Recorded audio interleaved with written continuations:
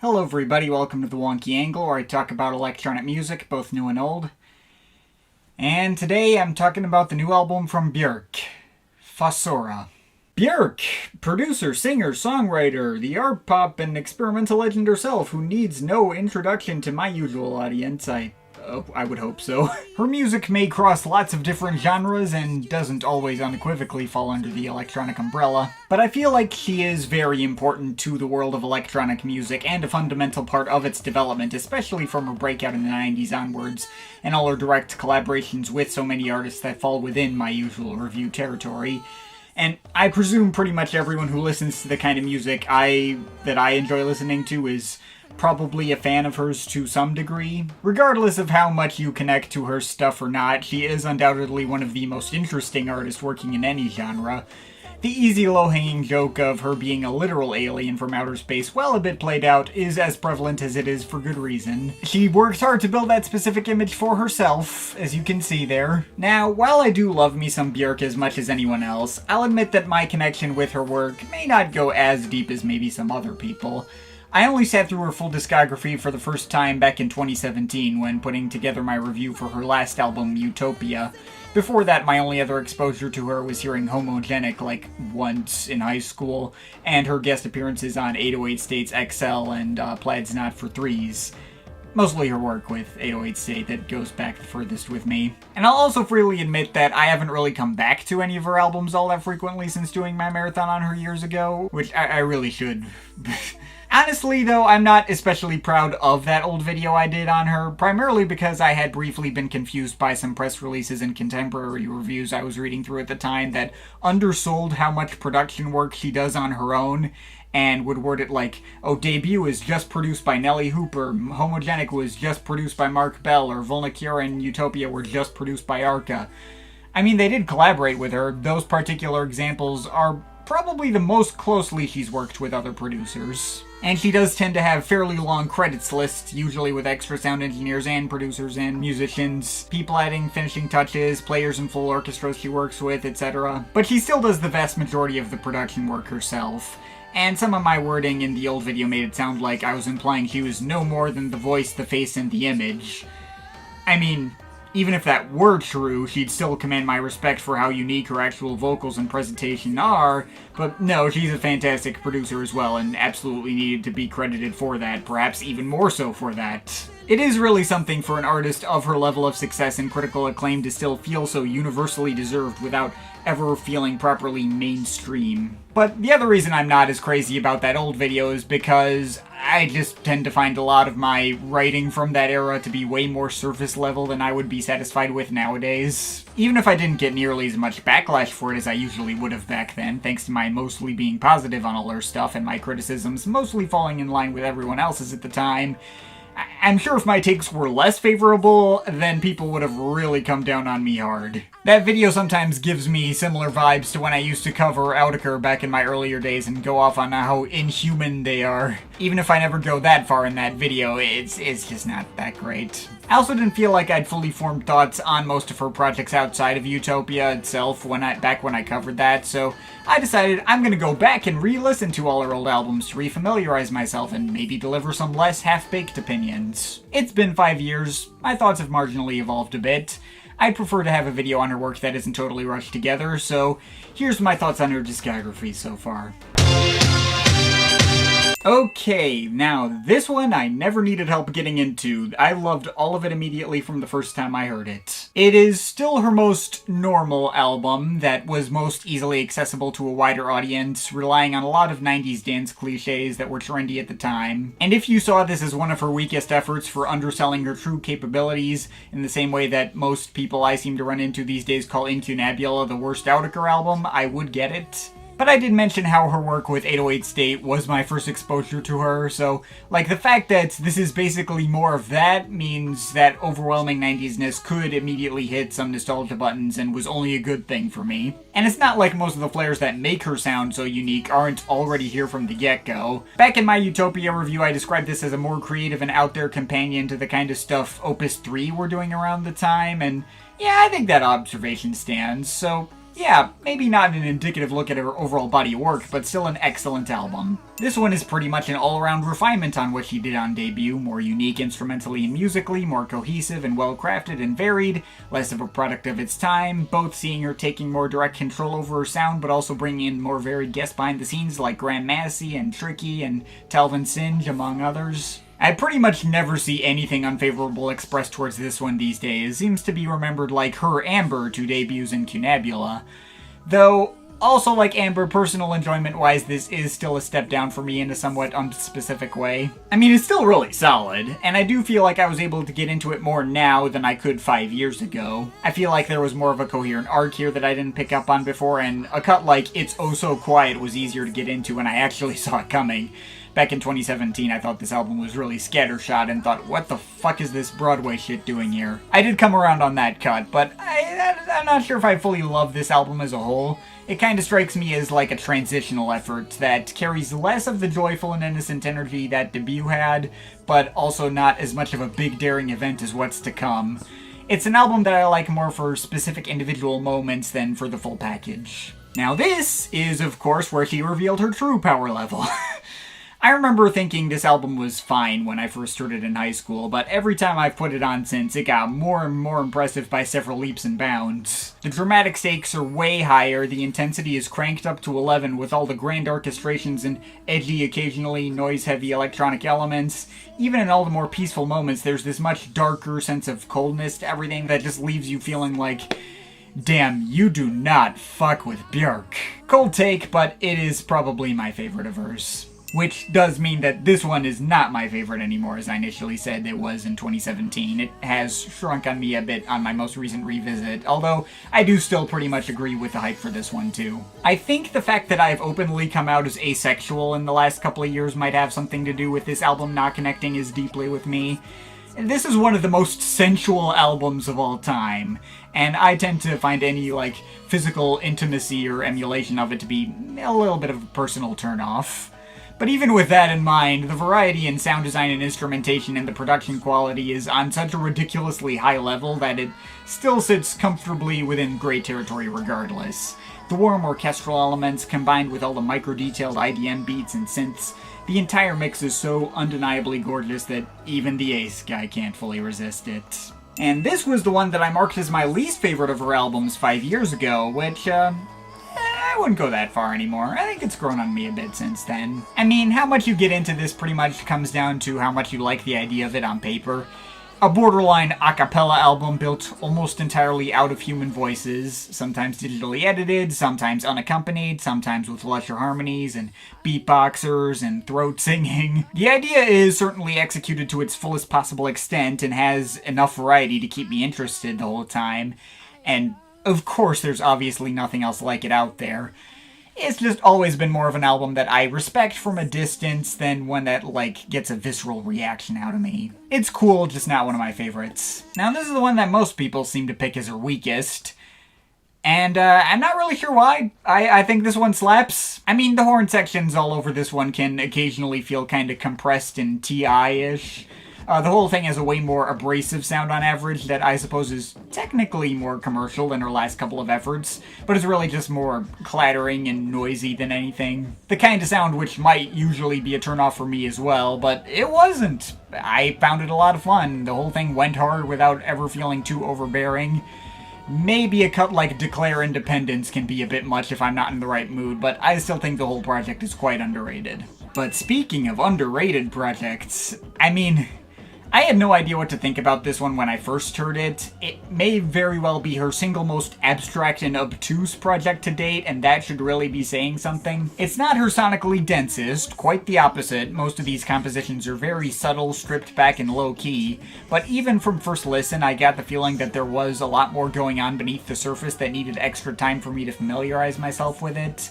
And 5 years later, I would actually put it among her best. Whatever textures there are always really alluring and mysterious and intriguing and evoke lots of colorful imagery inspired by nature. The melodies, the chords, and actual musical construction of all these tracks feels more complex than most of her previous work, as if they're treated more like modern classical pieces and seem to have more non-traditional harmonies, I guess. I totally get anyone who didn't connect with this one or found it boring or pretentious. It's absolutely not an easy or immediate listen, but if you are willing to put in the extra time for it, at least for me, it has been among her most rewarding. Next up, the Divorce album, her most immediately well-received album in a long time, thanks to having by far the highest emotional stakes out of any album she'd done since Homogenic, doing its best to convey the absolutely crushing heartbreak she'd been going through, delivering through more stripped-back orchestral instrumentals with a few experimental touches, at least partially thanks to some help from new co-producer Arca, and her most specifically personal sets of lyrics to date. A sharp reminder that underneath all the weird costumes and imagery is still just a real human person. This is also my personal least favorite of her albums, I am so sorry. Thing about this album is that this is her most instrumentally barren and long-winded project up to this point. One that's frankly kind of draining to get through. And of course its being draining is fully by design. Given the subject matter, it's not like this was ever supposed to be a fun listen. And that desolate tone leads to big showstopper moments like Black Lake that really hit with particular impact. But on the whole, I just don't think it really goes anywhere special for her on an instrumental level. I mean, a project like this absolutely has its place, and I can very much respect how open and personal it is on a lyrical level, and how effectively she is able to get those emotions to carry across. But I'd be lying if I said it was the kind of thing I actually wanted to come back to. But I guess this is basically a more enjoyable version of what she did on the last album. It's like a more peaceful mirror to that project where she's still very much going through the same pain and delivering her muddled feelings in a very direct way, but going through more of a personal healing process. This album is even more long-winded and arguably sameier than Volnikira, with more tracks that can come off kinda redundant. But I do like the instrumental ideas behind this one more, the fact that she worked a lot more closely with Arca, incorporated more of her experimental flares, and of course the overabundance of flutes and woodwinds that give the whole album some kind of odd Disney-like energy. Once again, make it sound unlike any other album I know. It's still very much a mess, and another easy pick for a lot of people to go with as her worst album. I can't say it's one of my absolute favorites either, and I remember the album wearing out on me while I was reviewing it. But neither is it one of my least favorites. I still think this one's quite solid. Which brings us to here. So, for this latest album, of course she was going in an interesting new direction that we hadn't seen from her yet. Although it also felt like it was set up to be kind of like the third volume in a trilogy and the completion of the personal journey she went through on Volnikira and Utopia. Having chronicled her pain in the moment on the former and her healing process in the latter, this album shows her returning to Earth as it was and having fully moved past the drama that fueled those last two albums. There was also the new theme of her directly exploring motherhood, including her son and her daughter as guest features and backup vocalists, and with multiple tracks dedicated to her own mother who'd recently passed away. And of course tying all of these themes together with the metaphor of mushrooms and fungus. Over instrumentals that had a lot more clarinet, as well as gabber beats. Not typically a gabber person myself, but I didn't mind those influences when she explored them on Volta, and I don't mind them here either. So yeah, I mean, when I heard the album the day it released, I thought it was really good. I didn't know what Fantana was smoking. And having now sat with it for a while, I do think it is the strongest of the above-mentioned trilogy of her most recent albums. The kind of which will do well for the people I felt her last two albums lacked more of the edge that she's known for having. This one absolutely does not feel flighty or meandering like Utopia did. It fittingly feels more grounded, and these tracks have a lot more grittiness, with several moments that bang harder than any Björk album has since Volta. Granted, if you've been following her the last couple of decades, you're probably not going to get much in the way of big surprises. This is, to me, more of a culmination of ideas from her last four albums rather than a true, bold new direction for her. But it's hard to complain much when it's just as well executed as always. There are definitely a handful of moments scattered throughout this project that don't grab me as much as others. For instance, there's a couple of interludes like Mycelia and Trolla Gaba that have interesting ideas, like the former's Medulla-esque chopping up of vocal snippets, and the latter's development of the former cut escalating it further into crashing abrasive beatwork. Though while they do help add variety to the album, there are moments I especially look forward to. They do have a bit of an overly sour tone to their melodic construction that can be a minor turnoff for me. I mean, honestly, my favorite of the interludes was track 6, which I'm not even gonna try to pronounce the actual title of. It may not be as daring and pretty much just shows Björk singing a traditional Icelandic folk song for 44 seconds, but it is nice for a quick and peaceful little breather among an album that can often get pretty intense. There are also some longer tracks that don't leave as strong an impression as I'd like. While I like the ideas behind Sorrowful Soil as a near a cappella eulogy for her mother that sounds like a more modern church choir or something, or the deeper cello-inflected Freefall, which starts out all funereal and eventually switches into pizzicato patterns at the end. Both tracks are cool, but neither were particular favorites either, or really stood out to me as among the most striking cuts on here. Though, at the very least, this album never left me feeling like Utopia, where there were redundant tracks that tried for the same sound or were achieving the same purpose. All 13 tracks on here do have a very distinct identity apart from each other and add something to the experience that no other track on the album does. And I do absolutely have to appreciate on that front. And, aside from that, I don't really have any other major complaints. All the remaining tracks are highlights in their own ways. There are maybe some tracks that remind me more directly of the sounds of previous albums, like how Ovule has a lot of horn sections and gritty mechanical beats that remind me a lot of certain moments on Volta, or how Allow brings back the woodwind ensemble from Utopia. Apparently the latter was actually left over from the sessions of that album, which ordinarily I might not find a good sign, but I actually am glad it's here and not on that album. Having a track about reconnecting with nature and personal growth with all these flutes, it would have fit perfectly on Utopia, but it just wouldn't have stood out much in that context. Here, not only is it the only track on the album to focus on that particular instrumental palette, and becomes a standout in that way, giving a dark-sounding album an extra spot of light, but it still connects to the overarching themes of the album in an effective way, too. Beyond that, there's plenty of bangers and epics to go around as well. The opener Atopos does a good job of setting the tone for the project with all its deep and sour clarinets and crashing industrial percussion that I didn't even notice had a reggaeton-influenced pattern until I saw her pointed out in a Genius commentary. Fungal City acts as a companion to Allow that focuses more on the instrumental palettes the rest of the album has been focusing on, and the clarinets and pizzicato strings and low-key clattering beats and cymbals and extra vocal harmonies care of Serpent with Feet, but matching the previous tracks a much lighter and more uplifting tone. And of course the title track might be the biggest banger of all, carrying the same bright and playful tone with all the clarinets and oboes and whatnot, but being combined with some more vocal distortion and the most obviously present gabber beats yet.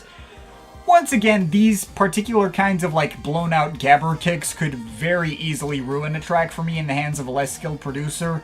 This style is not typically my thing, but they do hit just that right balance of feeling suitably visceral and giving the track that experimental drive, but also never becoming overbearing or swallowing up the rest of the mix, as tracks in this style sometimes do. But the other longer, lower key moments where the album focuses on its deepest emotional depths can be even bigger highlights than those. Victimhood carries a real sense of menace with all its deep clarinets and bassoons and intense bass synth washes going over fairly light tapping drum machine beats, as she reflects the need to move on from the dark place she was in for the last two albums, and how there's a direct limit to how much wallowing is actually going to help her. Her Mother's House is a typically beautiful closer, a near ambient duet with her daughter directly about letting her grow up and go out to live her own life. One of her best album closers in quite some time as well. But the best track unquestionably has to be the 7-minute Ancestress, where she describes in great detail the final moments of her mother's life, over the grandest and most well-detailed instrumental on the album, that has everything ranging from orchestral strings and bells and gongs and backup vocals from her son. This track seriously hits you like a fucking train and packs one of the biggest emotional wallops of her entire career. I'd say this was even harder hitting than Black Lake. And that's everything on Fossora. I was admittedly teetering on whether or not this album truly crossed into great territory. I admittedly wouldn't be surprised if maybe it ends up missing the year-end list altogether, or I end up not coming back to it much in the future. Björk, as always, makes the kind of music that can require me to be in a specific mood to really get into, otherwise it can be a bit much. While I am very much going to look condescendingly down on the surprising amount of weird iTunes reviewers who feel like she doesn't make real music anymore, and got too pretentious and artsy for them just because, I don't know, there's some dissonant harmonies in there, I will admit music as out there as this isn't the kind of thing I can just put on all the time. And even ignoring that, I mean, I don't know if I'd put it among her absolute best. It's not quite on the level of something like Biophilia for me. There's a lot more ideas here that seem to like mirror older albums than ones that really chart forward a new path for her. But still, this would comfortably sit somewhere in the middle of a ranking. Maybe not every moment feels like it's supporting the next or is grabbing my attention as well as it could. I would understand if you felt this was too incohesive and didn't do a good enough job of sticking to an overarching concept. But this kind of greater variety in the sound was the big thing I felt was missing on her last two albums, and I'm more than happy to get a project that really feels like it has multiple dimensions to it like this. Also, I never felt like any of these moments, as disconnected as they can feel sometimes, outright felt out of place or like they shouldn't even be here. They are all interconnected in their own odd ways, and the album does absolutely still have its own feel with the whole fungus-covered forest floor aesthetic of everything. And who else but Björk is gonna theme an album around fungus like this? I mean, there's easily more hits than misses. The best tracks here can sit among the best she's ever done. And there's really something to be said for an album of this top-notch quality to come nearly 30 years into her solo career and still feel this fresh. So yeah, while replay value from here on out is an open question, I still think there's more than enough good for this album to get away with a solid 8 out of 10. But of course, this is just my opinion. You can feel free to disagree with it, but I'd like to hear your thoughts, so leave the comments in the comment thing down there. Shout out to my Patreon supporters, they're awesome people. You want to add yourself to that list, link to my Patreon is in the description. But yeah, that's pretty much it. That's all for today. See you next time.